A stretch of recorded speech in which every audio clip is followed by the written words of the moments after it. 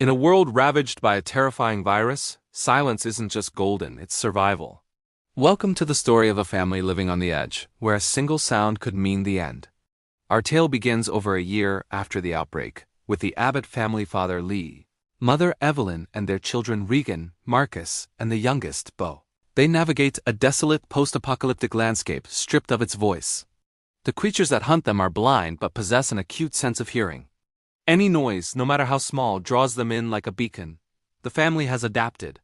They communicate through sign language, walk barefoot on carefully laid paths of sand, and live a life of constant, vigilant quiet. Every action is measured, every step is a risk. We first see them scavenging for supplies in an abandoned town. The tension is palpable. Young Beau is drawn to a toy rocket ship. Lee, sensing the danger, takes it away, removing the batteries. But Regan, his older sister, feeling a pang of sympathy, gives it back to him when their parents aren't looking. It's a small act of kindness with devastating consequences. As they walk home, tragedy strikes. Beau, trailing behind, secretly puts the batteries back in the toy. The sudden electronic whirring and beeping shatter the silence. Lee sprints back, a desperate father trying to outrun fate, but it's too late. A creature, impossibly fast, emerges from the woods and snatches the boy. The family can only watch in horrified silence, their grief choked back, their screams trapped in their throats. The loss of Beau becomes a deep, unspoken wound, especially for Regan, who carries the heavy burden of guilt. Fast forward over a year. The family has established a fortified farm, a small sanctuary of silence.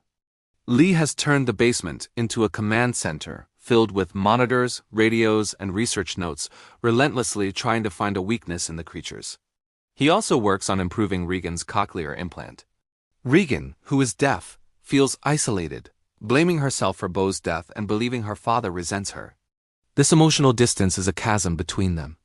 Meanwhile, Evelyn is pregnant, a terrifying prospect in a world where a baby's cry is a death sentence.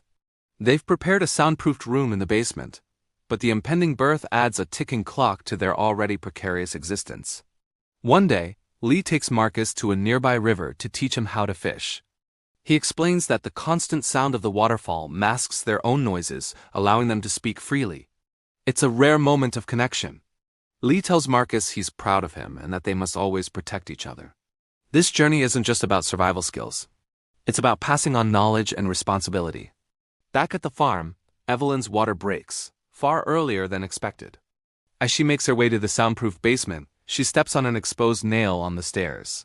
She drops a picture frame, the glass shattering. The sound echoes through the house. A creature is coming. Evelyn manages to flip a switch, turning the exterior lights of the house, red, a pre-arranged signal for danger.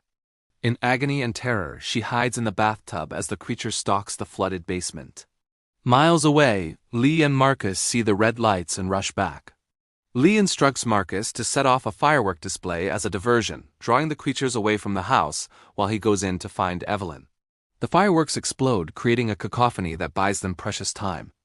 Inside, Lee finds Evelyn with their newborn baby boy. He takes the infant and his wife to the soundproof basement room. Meanwhile, Regan, who had run off to Beau's memorial after another argument with her father, sees the fireworks and rushes back. Marcus joins her and they take refuge on top of a grain silo. But the silo door gives way and they fall inside, the shifting corn threatening to suffocate them. The noise attracts a creature, which falls through the roof of the silo.